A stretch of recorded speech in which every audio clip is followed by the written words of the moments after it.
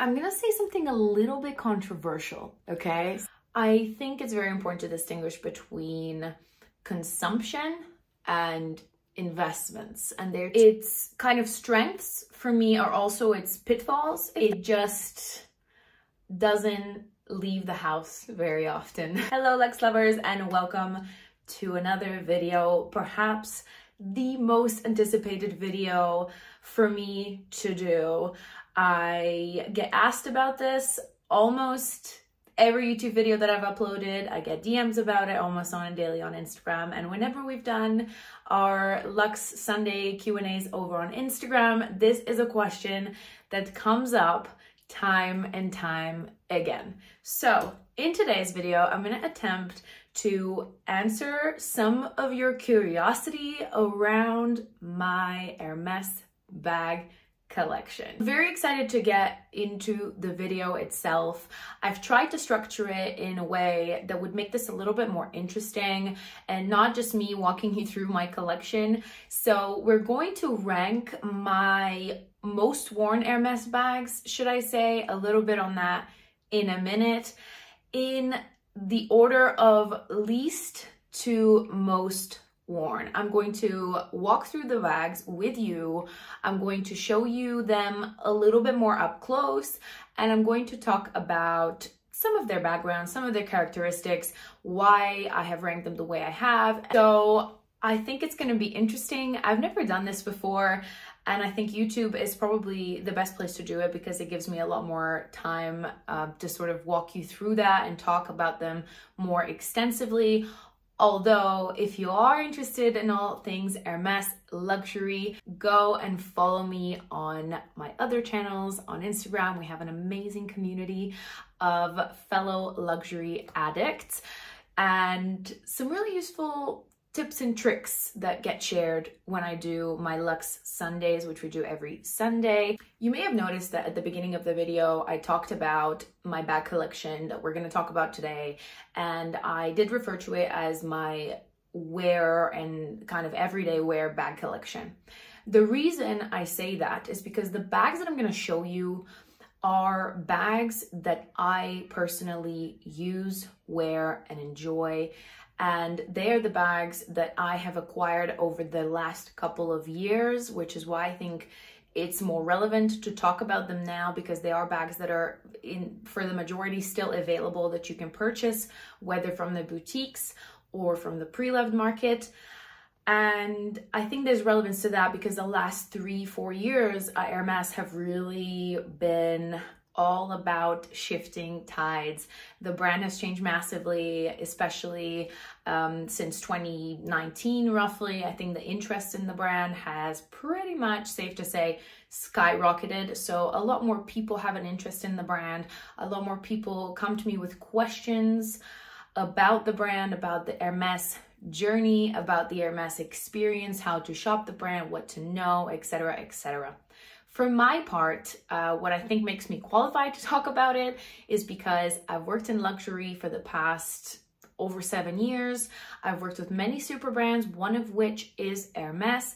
I worked with Hermès for about, give or take, 2 years, quite a few years ago. So don't worry, I'm not under any NDA anymore. And so I use my platform to share with you some of the things that I have learned as an employee, as a former employee, but also as somebody who now is or has been a customer of the brand. So everything that I share is based on my personal experience. You may want to go and check out my other videos on the topic where I talk about this a little bit more extensively, as well as some of the more Q&A format videos which go into this as well. So as a shopper, I think it's very important to make a distinction before I even get into this video between something that you buy into as a luxury product to enjoy, which for me is the bags that I'm going to show you today in the video, and something that you buy as an investment.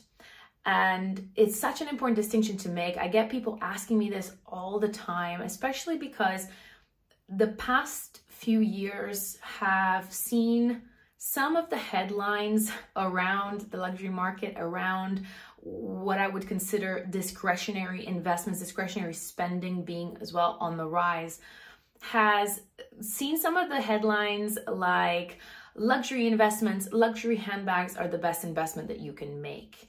And how true is that really? I'm not going to get too much into it in this video, because if you follow me, you would know that I discuss this every now and again. I get into this topic a little bit in a little bit more depth. But when we think about luxury handbags, in this case, let's talk about Hermès, which are considered the best investment handbags that you can have, the best investments that you can make when it comes to handbags. I think it's very important to distinguish between consumption and investments. And they're two very, very different things that I think hold a very different meaning, but that meaning sometimes gets diluted in the content that we see and how those bags are portrayed in the media and how we see them be talked about. So for me, consumption is buying a luxury item and pure and simple enjoying that item. You know what you're buying into luxury, whether it's for the item, whether it's for what the bag will convey to you, whether it's for the appreciation of the quality and the craftsmanship, which are often most often associated with the brand. Whatever the reason is that you're buying into it, this is something that you want to cherish and enjoy, and hopefully that item will deliver on those points for you. Hopefully it will hold its value, and hopefully it'll be something that has a longevity in terms of use. It will have usability and provide you with much enjoyment. I would hope so. And something that can be passed down generations, which is often how people think about those handbags. But an investment, and I guess again, and I'm in a position to talk about it because some of the bags that I'm not going to be showing you today have been purchased with the intention of, it being an investment. An investment, when it comes to Hermès handbags, is a handbag that you're going to buy as for me personally, a collector's piece. And that item will be stored in a certain way. It will be looked after in a certain way, maybe put in a safety deposit box. And I think this is a very, very lucrative way of investing. I don't think it is the only way to invest into luxury. When it comes to investments, I think it's always, and I will always say for me personally, it's all about diversity in your portfolio. You don't want to put all your eggs in one basket, but it sure makes for a lucrative investment. That's not to say that the bags I'm going to show you do not have investment potential, but instead of talking about it as investment potential, for me, I see it more like a return on my investment in a few different ways that I can think of. So when it comes to the handbags that I'm going to show you today, for me, these are bags that I have bought with, the intention to enjoy them first and foremost, but that do hold their value and will at some point, if I decide so, provide some return on my initial investment. That can be, depending on many things. This is a very variable and dynamic way to think about it. So without further ado, let's get into the rankings, because I know that's what you're interested in knowing. I know that you're burning with questions and I can't wait to read them in the comments. My lowest ranked, and please take this with a grain of salt, with a pinch of salt. By no means I'm saying that I don't like this handbag. I do wear this handbag, but it is, as far as my collection is concerned, my least worn Hermès handbag. And there she is. So she is a Kelly 25 centimeter in bleu brume with gold hardware and tonal stitching. What can I say about this handbag? I was initially drawn to it due to, let's be honest, the rarity of the color. I got it, my husband got it for me a little bit after we got engaged, and it's got a very, very special place in my heart because it is the bag that well, it is the color, I guess, that I was initially drawn to, and I'll get to why that's not a good thing to start with when you're going to necessarily make a choice like this about whether you buy a handbag or not always entirely contingent on the color. But the color was the color that was going to be featured in our wedding color palette. So we had a blue wedding, and this exact blue was the blue that we sort of had all over the Pinterest boards, that we were going to look for flowers in that color and so on. So it was kind of topical. It was a thing of the time. I got extremely lucky to find it. And yes, that was the primary reason, was I was very, very drawn to the color. Now, aside from that, and of course it is a beautiful bag, it is the least worn handbag in my collection because of two things. Although I romanticized the Kelly Cellier for a really long time, I think it looks extremely slick and very, very chic. When it comes to my personal wardrobe and how I dress on a day-to-day basis, this bag just is a little bit too structured and a little bit too rigid, if that makes sense, for my style. I try to dress this bag down quite a bit. I try to wear it with jeans and light colors. I think it's an all year round bag. I would wear it in the summer just as much as I would in the winter, which isn't always the case with lighter Hermès colors. This kind of brings me to my second point, which is the rigidity by definition of the Cellier construction of the bag is that it provides structure. And therefore, when you're out and about with your handbag, it is very difficult, well, not very difficult, but it is somewhat difficult to get in and out of it in a hurry. Now, you may have come across my TikTok video in which I talked about the recalls that happened on the Bleu Brume color for Hermès. So if you have a bag that features the Bleu Brume, whether it's in Kelly, Birkin, Epsom leather or Togo leather, but Epsom specifically, I think, was part of this recall in around 2022, which would have been pretty much a year and a half after the production of these bags, after they got released into the market. There were some reports of recalls on the bag. People reported yellowing of the tonal stitching, which I mentioned. Fortunately, that hasn't happened to my bag yet. I haven't had any issues with it. However, and maybe this is the third reason that I would have failed to mention otherwise, is the color transfer, which is something that I think about always. And especially because I told you I tried to dress this bag down. If I am wearing jeans or leather trousers, which I do around this time of year in the transitional period, this is not a bag, again, that I would reach for, simply because the back of it, and I have seen some disasters, is prone to color transfer. Given the chance to a do-over, I would probably still choose the same color. I think this is such a unique color. It's one of the colors at Hermès that, in my opinion, holds its value the best. If, of course, you look after it, like I mentioned at the beginning, if you look after it and care for it, and if your intention, of course, is to resell it in the future. It does have the long strap, which I'm not going to show you now. I keep them inside the bag just because I don't like them sort of flapping all over the place. But even with a long strap, I would probably choose the retourné construction just because of the ease, perhaps, of getting in and out of it on the go. But of course, this is a classic Kelly bag in a perfect size, in a perfect color.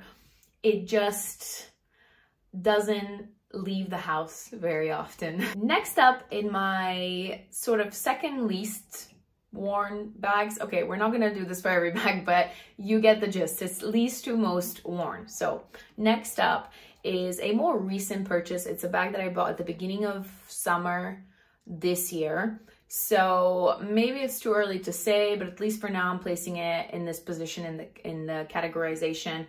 But it is this Her bag right here. this her bag kind of stole my heart instantly, if that makes sense.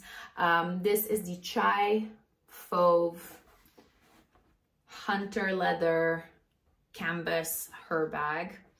And she has got an interesting story. I was at the Hermès boutique and I was chatting to my SA, and it was just before I left London for the summer. And I sort of almost finished my shopping, and I said, I'm looking, you know, I would love a second Kelly, first of all, a large second Kelly in my collection, but I would love a more relaxed style, which you gathered from me talking about the Bleu Brume Kelly 25.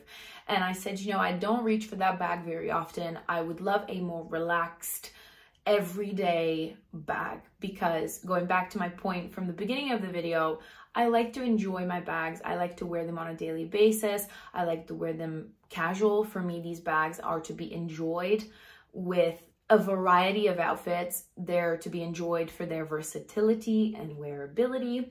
So I was just sort of saying, you know, I would love a bag that I could take with me when I travel, on vacation, and specifically on my summer vacation. So one thing led to another, and I said, you know, I've always wanted a her bag, and this is a bag that I've started considering relatively late in my Hermès journey, in my Hermès history, because I don't know, I kind of overlooked the her bag, I suppose.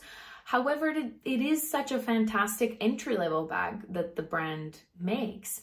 And she said, you know, maybe let me go have a look. I think we may have a her bag. And I said, you know, I'm looking for a natural. I am very much into gold, the Hermès gold color at the moment. I would really like my, you know, one of my bags to feature that color. And she said, okay, I get you. Let me go have a look. So she comes out with this. And because, I think it was because of the things that I bought in that specific shopping appointment, it just resonated with me instantly. And I was like, yes, this is perfect. And I'm about to tell you the reasons why it's perfect, but also the reasons why it's sort of not really been something that I've worn as much as I anticipated to. Now, first up, the best thing about this bag is its durability. It's the fact that it's made of this really thick hunter cowhide leather. I don't know if you can hear how rigid it is. And of course the canvas, which is, I'm guessing, I'm not entirely sure if it's entirely waterproof, but it is semi-waterproof, or at least very, very easy to maintain. It just needs a little wipe. I have worn this to the beach. I have worn this, I guess, used it for its intended purpose in my head. It is a very good, understated, quiet, if you will, handbag, aside from being a very good price point for the Hermès quality that this bag still delivers. So its kind of strengths for me are also its pitfalls. The first thing that I noticed within weeks of wearing the bag was the same problem that I ran into with the Kelly, is that it's very difficult. Okay, again, not very difficult, but somewhat difficult when you're on the go to get in and out of the bag. And I've been trying to figure out why that is, and I have come to the conclusion that, do you see how this flap is kind of almost short? And so what happens when this is like very open and full of stuff, it's gonna drag the bag down, and it's gonna make it pretty hard to close, gather the sangles, and then try to like put this through, okay? Like look at the struggle. The back of the bag features this zip pocket detail, which wasn't originally a feature on some of the earlier her bags. I think when it was re-released, this pocket appeared, which is great because I've seen a lot of people wear it like this. I've seen a lot of people wear it with the clochette hung here, which I haven't done, and that's why it's in pretty good condition. Another thing that happens with this bag is that when you fill it with stuff and it's obviously dragging the body down. So let's say I'm trying to close it, okay? It's got this item here, and you'll see in a second, you can see the little dent that's come to be on the flap. And again, you can see this flap just wants to escape. It doesn't want to bend. So that's it for the Her bag. And those are my reasons why it's my second least worn. Next up, one of what I believe is perhaps one of the most underrated former quota bags when it comes to Hermès. And before I reveal which one it is, I'm going to just quickly touch on the quota, what a quota bag means, because this is a question that comes up time and time again. The quota, according to Hermès, is the allocation of bags per person per year. So in the quota, we typically have the Hermès Kelly, the Birkin, and until recently in some countries, but it is still considered a quota bag in some countries, the Constance bag. To me, the Constance is what I think of when I think of just a forever classic. I think it is so understated, despite, you know, what could be considered a loud logo buckle on the front of the bag. I think it's so chic, so cool, and I know it's a bag that I will cherish and wear for the rest of my life. It was so hard to position it in this ranking, but this is the Hermès Constance 18 Mini in a taupe, which is a perfect classic color, one of the best classic neutral colors when it comes to, when I think of Hermès, that's one of my favorites.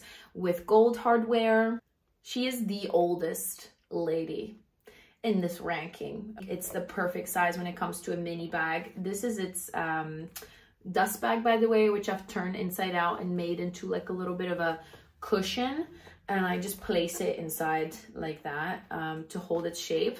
It is a very difficult bag to display, and that's a question that I do get sometimes.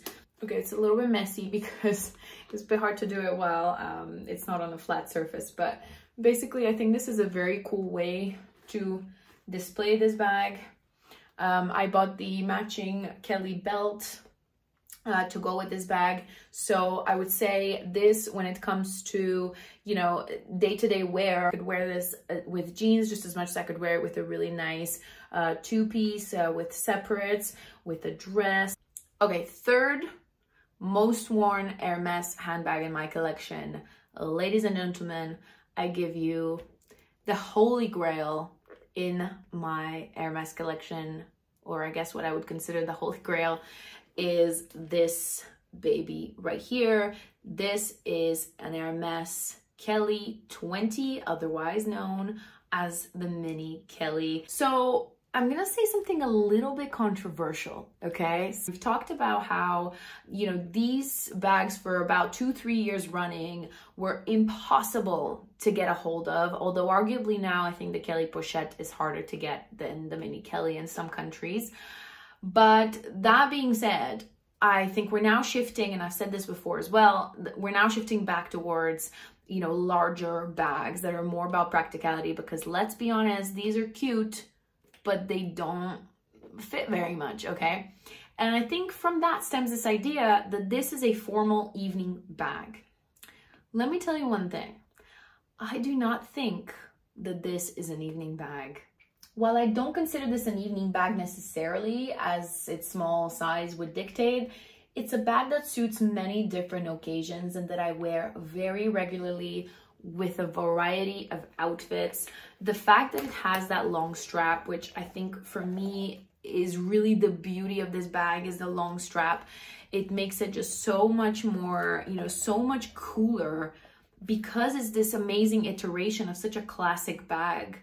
You know, the most classic bag from Hermès, suddenly done in a mini with a long strap, and here we are adding practicality to the whole mix. This is the beauty of it, is the versatility that they offer.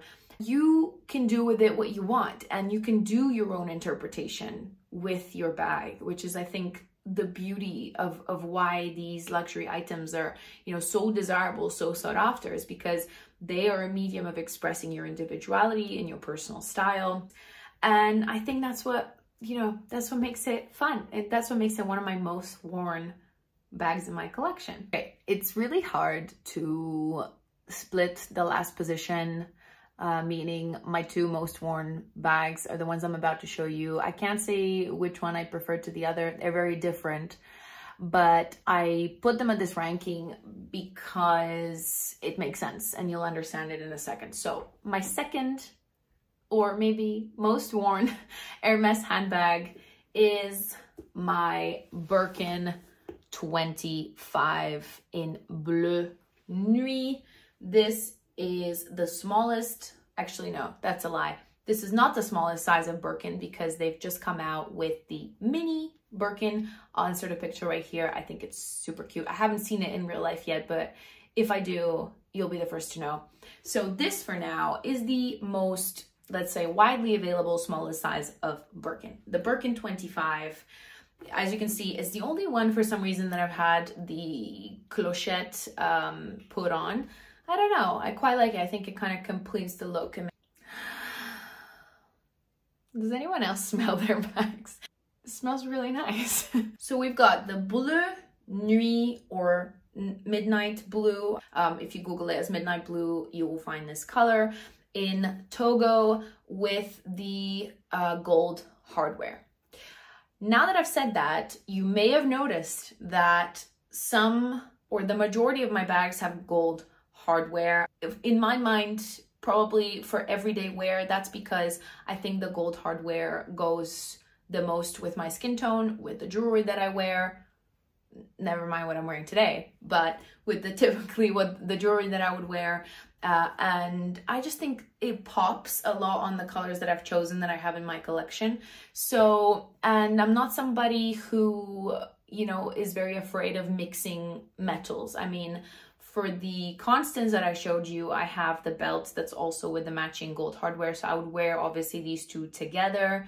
But as far as, you know, my bag is concerned, if it's not a too yellowy of a gold, which I don't think in this case it is on the midnight blue, I wouldn't be afraid to mix it with other metals elsewhere in the outfit. Going back to this discussion about the cellier versus retourné, here you can see an example of the retourné, which is the outside stitching. With the retourné style, what you'll notice is that we have a much more relaxed shape. So I'm pressing a little bit now, but we have a much more relaxed shape of the bag, which, you know, this bag is relatively new, but I think over time it will slouch even more. You know, it's got structure to it, but it's not rigid where, you know, it wouldn't allow for movement. As you can see, I'm a fan of Hermès blues, and this is a bag that goes with so many of my outfits, so much of my wardrobe. So that makes it perhaps my most worn Birkin bag. This bag might be my favorite with a capital F, but I can't play favorites with bags now, can I? And so recently, what brings me to, I guess, my most worn handbag and the end of this ranking is that every now and again, it has crossed my mind that, you know, I want a bag that I can use just as much as this one on a day-to-day basis, but that would be a little bit more quiet, or should I say less recognizable, and perhaps a little bit more casual. And so that brings me to my most recent Hermès purchase, which you may recognize from a previous video, the Hermès Cargo Picotin, or the Pocket Picotin. I have to say, this is a bag that I never thought I would get because I thought the Picotin is not for me. And don't get me wrong, there's only a select few Picotins that I like. There's some that have newly been released, the bicolor ones where the interior is different to the exterior, and I think those are very, very pretty and interesting if you wanted to add a bit more color. As you can see, my Hermès collection is not the most colorful of them all, But again, that's, for me, my collection is about, you know, day-to-day wear and what I actually want to wear every day and get longevity out of and a lot of wear out of. So this is a bag that I never thought I would get. It's not a silhouette that I was, you know, instantly attracted to. In the cargo, so again, we have this canvas. Let me just focus in. Again, we have this beautiful canvas that provides that rigidity, that durability. It provides its shape. And it's also my first bag with a palladium hardware, with the palladium. Well, I mean, there's not much hardware on this handbag. And then you can see the little logo, which is barely visible on the inside. Again, a very good entry-level bag, entry-level price point for Hermès. Again, fits pretty much the same in terms of what I carry on a day-to-day basis, but it is just a bit more subtle. And I think there are times and places when this is a fantastic bag, and you know, I wear it, no questions asked, but I'm also mindful of the fact that there are times when I would reach for this a little bit more. So these, like I said, are kind of on the same level. I consider them cousins, but you know, there's a time and a place for both. And so that's why they're my two most worn handbags out of my collection. Also because they offer the variety in terms of the hardware. Both are navy, so they do have a lot in common. So this pretty much concludes my breakdown, I guess you could say, of my most worn Hermès handbags, from least to most worn, and the reasoning behind it. If you've enjoyed this video, please give it a thumbs up and make sure you like and subscribe. Let me know in the comments which one was your favorite, and in general, which one is the favorite in your collection, your most or least worn. I would love to hear your thoughts. Also, let me know any suggestions, anything that you would like to see going forward. And if you'd like me to go into a little bit more depth about any of these handbags or any other bags, and I'll see you in the next one.